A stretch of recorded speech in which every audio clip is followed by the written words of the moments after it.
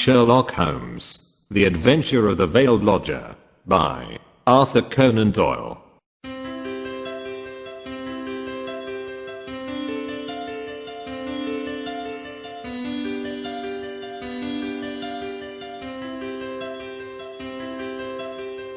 When one considers that Mr. Sherlock Holmes was in active practice for 23 years, and that during 17 of these I was allowed to cooperate with him, and to keep notes of his doings, it will be clear that I have a massive material at my command.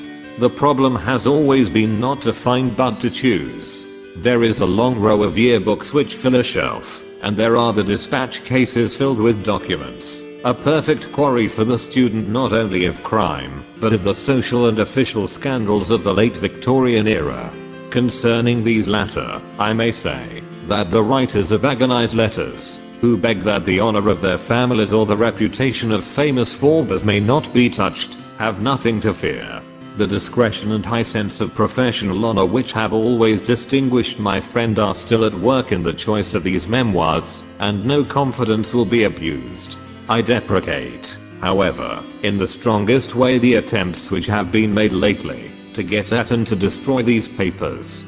The source of these outrages is known, and if they are repeated I have Mr. Holmes's authority for saying that the whole story concerning the politician, the lighthouse, and the trained cormorant will be given to the public. There is at least one reader who will understand. It is not reasonable to suppose that every one of these cases gave Holmes the opportunity of showing those curious gifts of instinct and observation which I have endeavored to set forth in these memoirs. Sometimes he had with much effort to pick the fruit, sometimes it fell easily into his lap. But the most terrible human tragedies were often involved in those cases which brought him the fewest personal opportunities, and it is one of these which I now desire to record. In telling it, I have made a slight change of name and place, but otherwise the facts are as stated. One forenoon, it was late in 1896, I received a hurried note from Holmes asking for my attendance. When I arrived I found him seated in a smock-laden atmosphere, with an elderly, motherly woman of the buxom landlady type and the corresponding chair in front of him. "This is Mrs. Merrilow, of South Brixton," said my friend with a wave of the hand. "Mrs. Merrilow does not object to tobacco, Watson, if you wish to indulge your filthy habits. Mrs. Merrilow has an interesting story to tell which may well lead to further developments in which your presence may be useful. Anything I can do, you will understand, Mrs. Merrilow, that if I come to Mrs. Rhonda I should prefer to have a witness. You will make her understand that before we arrive." "Lord bless you, Mr. Holmes," said our visitor, "she is that anxious to see you, that you might bring the whole parish at your heels. Then we shall come early in the afternoon. Let us see that we have our facts correct before we start. If we go over them, it will help Dr. Watson to understand the situation. You say that Mrs. Rhonda has been your lodger for 7 years, and that you have only once seen her face. And I wish to God I had not," said Mrs. Merrilow. "It was, I understand, terribly mutilated."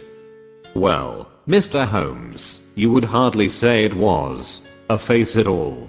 That's how it looked. Our milkman got a glimpse of her once peeping out of the upper window, and he dropped his tin and the milk all over the front garden. That is the kind of face it is. When I saw her eye happened on her unawares she covered up quick, and then she said, 'Now, Mrs. Merrilow, you know at last why it is that I never raise my veil.' Do you know anything about her history?" "Nothing at all." "Did she give references when she came?" "No, sir, but she gave hard cash, and plenty of it. A quarter's rent right down on the table in advance, and no arguing about terms. In these times a poor woman like me can't afford to turn down a chance like that." "Did she give any reason for choosing your house?" "Mine stands well back from the road, and is more private than most. Then, again, I only take the one, and I have no family of my own. I reckon she had tried others, and found that mine suited her best. It's privacy she is after, and she is ready to pay for it." You say that she never showed her face from first to last save on the one accidental occasion. Well, it is a very remarkable story, most remarkable, and I don't wonder that you want it examined. I don't, Mr. Holmes. I'm quite satisfied, so long as I get my rent. You could not have a quieter lodger, or one who gives less trouble. Then what has brought matters to a head? Her health, Mr. Holmes. She seems to be wasting away, and there's something terrible on her mind. Murder. She cries. Murder. And once I heard her, backquote, "You cruel beast. You monster," she cried. It was in the night, and it fair rang through the house, and sent the shivers through me. So I went to her in the morning.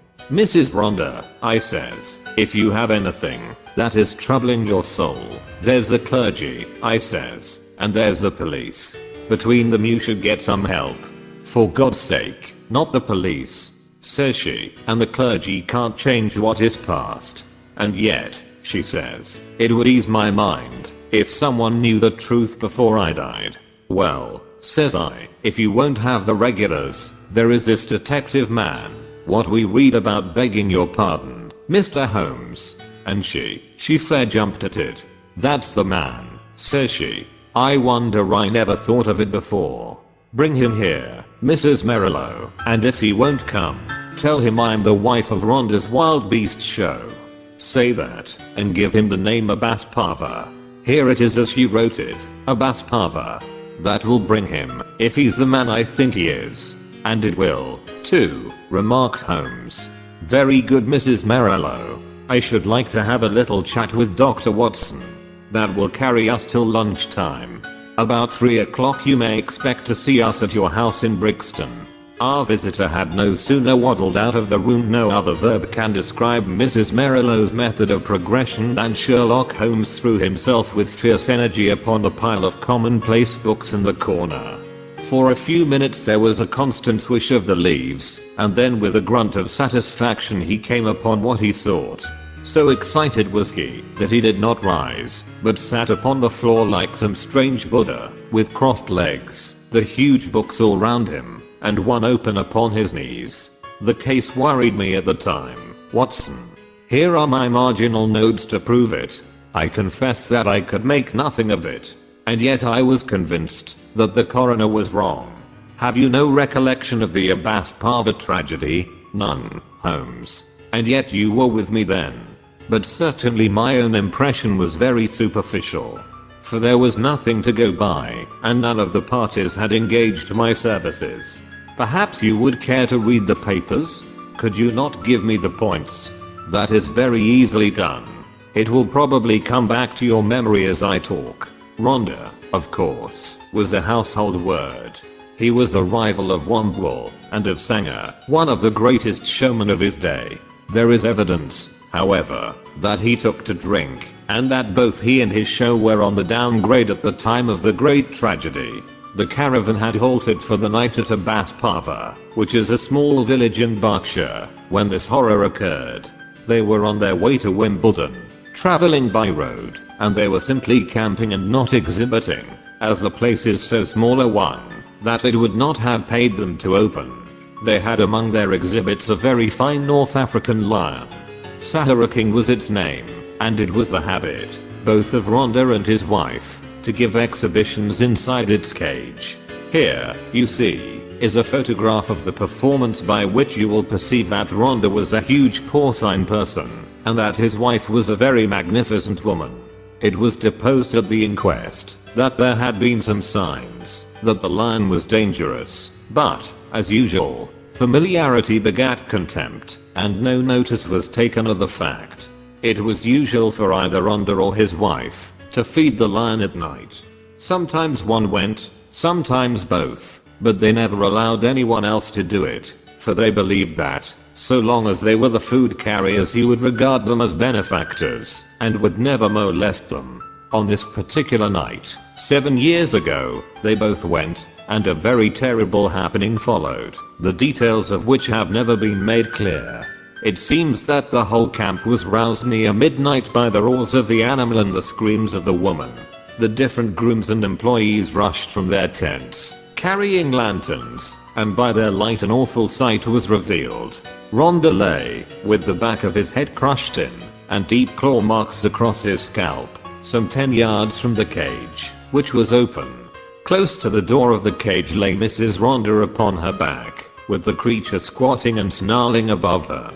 It had torn her face in such a fashion that it was never thought that she could live. Several of the circus men, headed by Leonardo, the strong man, and Griggs, the clown, drove the creature off with poles, upon which it sprang back into the cage, and was at once locked in. How it had got loose was a mystery. It was conjectured that the pair intended to enter the cage, but that when the door was loosed the creature bounded out upon them. There was no other point of interest in the evidence, save that the woman in a delirium of agony kept screaming, "Coward! Coward!" as she was carried back to the van in which they lived.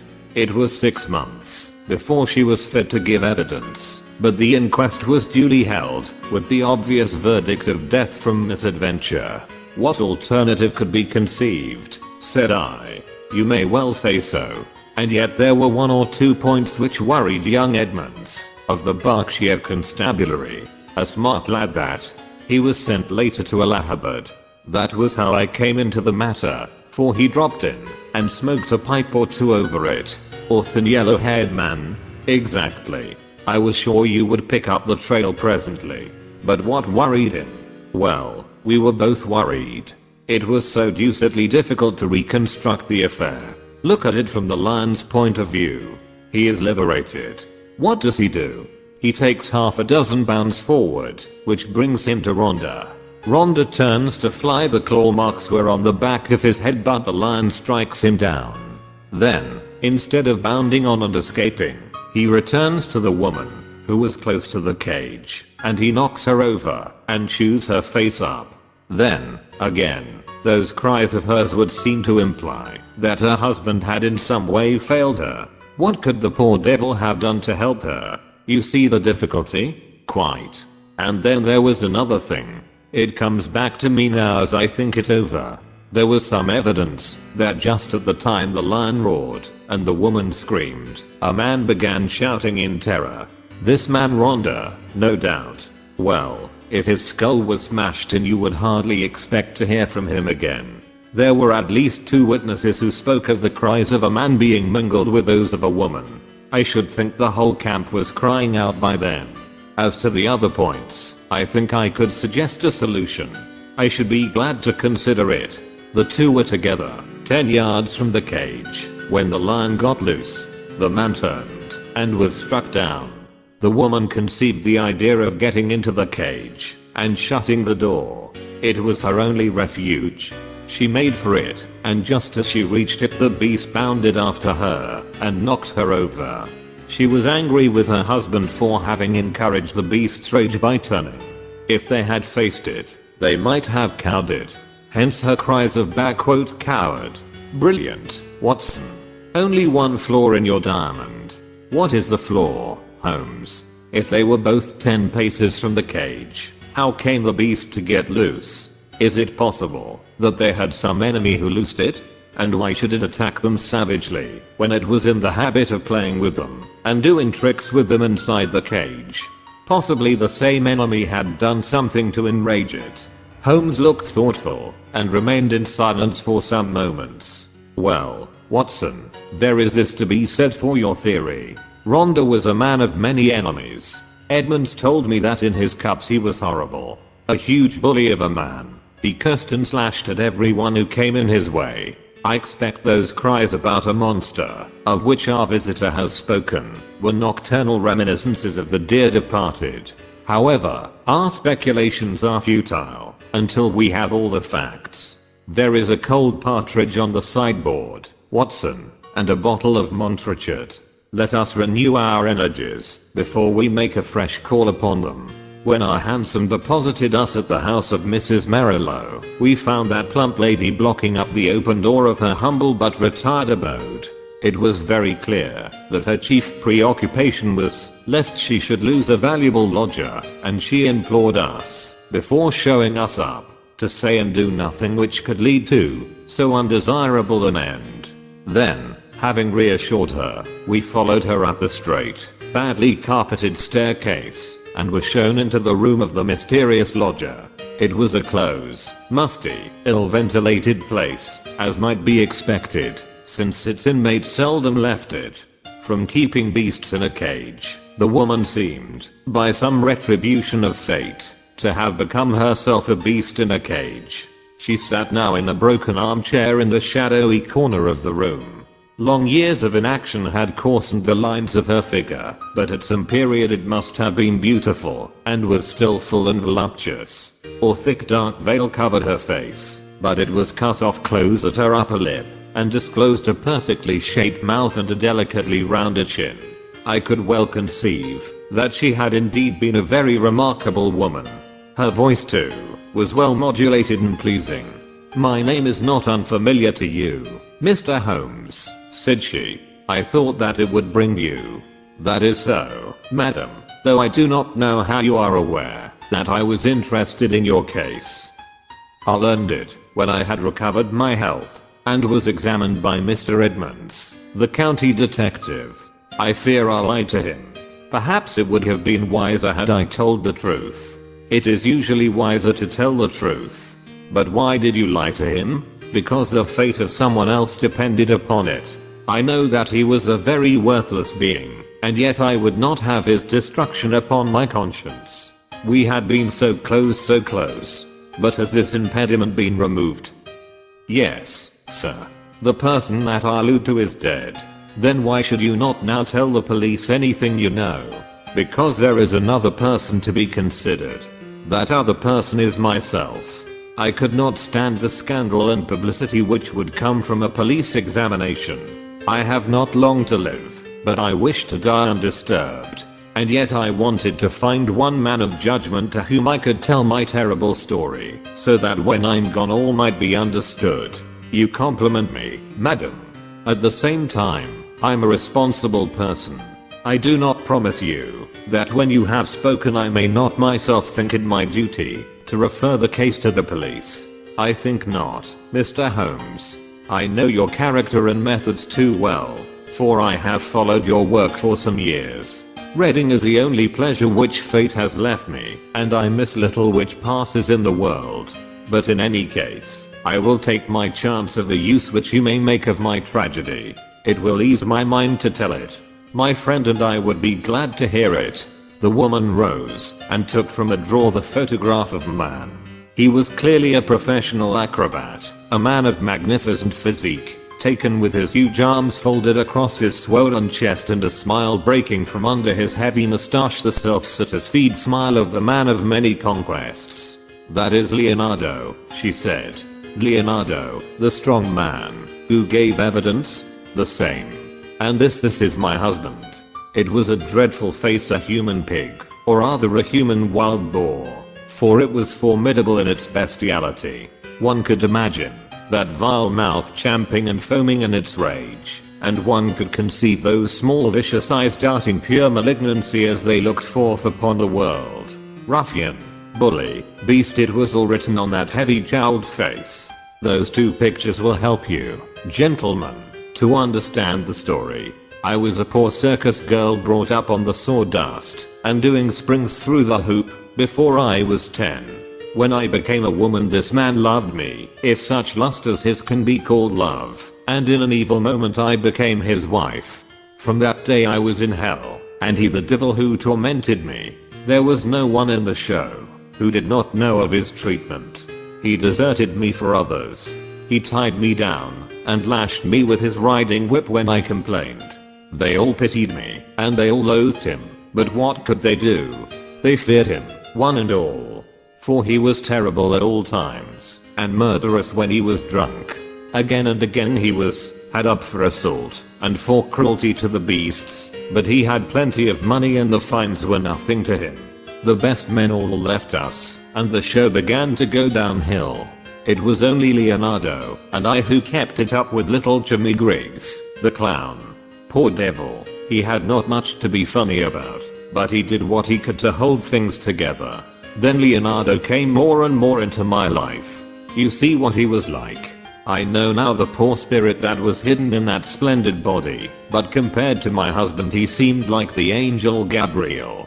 He pitied me and helped me, till at last our intimacy turned to love, deep, passionate love. Such love as I had dreamed of but never hoped to feel. My husband suspected it, but I think that he was a coward as well as a bully, and that Leonardo was the one man that he was afraid of.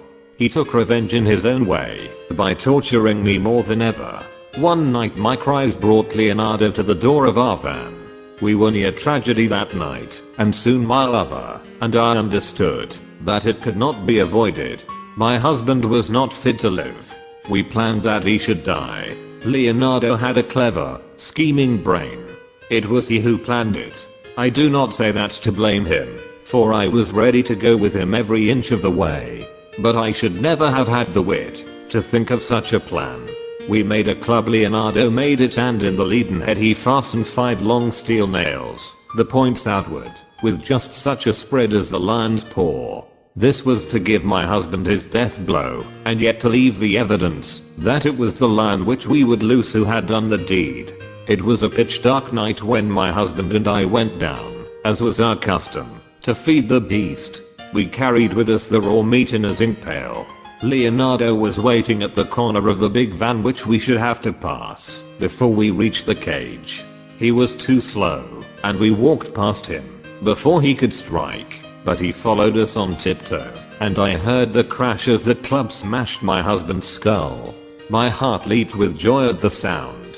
I sprang forward, and I undid the catch which held the door of the great lion's cage.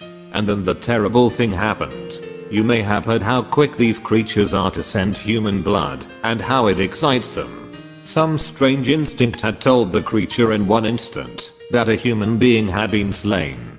As I slipped the bars it bounded out, and was on me in an instant. Leonardo could have saved me. If he had rushed forward and struck the beast with his club he might have cowed it. But the man lost his nerve. I heard him shout in his terror, and then I saw him turn and fly. At the same instant the teeth of the lion met in my face. Its hot filthy breath had already poisoned me, and I was hardly conscious of pain. With the palms of my hands I tried to push the great steaming, blood-stained jaws away from me, and I screamed for help.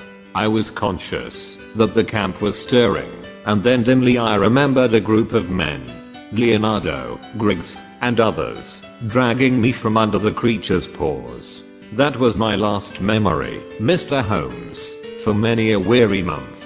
When I came to myself, and saw myself in the mirror, I cursed that lion. Oh, how I cursed him, not because he had torn away my beauty, but because he had not torn away my life. I had but one desire, Mr. Holmes, and I had enough money to gratify it.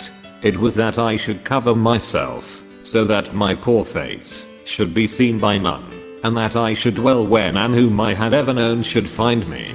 That was all that was left to me to do, and that is what I have done. A poor wounded beast that has crawled into its hole to die. That is the end of Eugenia Ronda. We sat in silence for some time after the unhappy woman had told her story. Then Holmes stretched out his long arm and patted her hand with such a show of sympathy as I had seldom known him to exhibit. "Poor girl," he said. "Poor girl. The ways of fate are indeed hard to understand.